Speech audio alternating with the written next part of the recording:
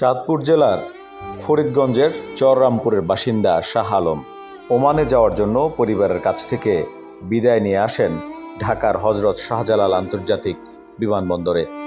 শুক্রবার ভোরে তার বিমান ওমানের উদ্দেশ্যে ওড়ার কথা,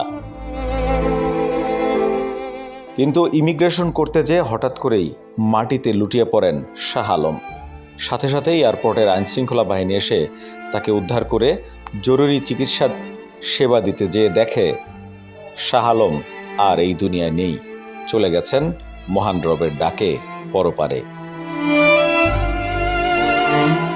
শাহজালাল আন্তর্জাতিক বিমানবন্দরে শুক্রবার ভোর রাতের এই নির্মম ঘটনায় গোটা বিমানবন্দরের অপেক্ষাগারে নেমে আসে শোকের ছায়া। আর ওমানে ফিরে যাওয়া হলো না শাহ আলমের। পরবর্তীতে তার পরিবারের সদস্যদেরকে ডেকে মরদেহ বুঝিয়ে দেয়া হয়। পরিবারেও চলছে শোকের মাতম। মৃত্যু মানুষের জীবনে অনিবার্য এক সত্য, কিন্তু এমন মৃত্যু কেউই মেনে নিতে পারছেন না।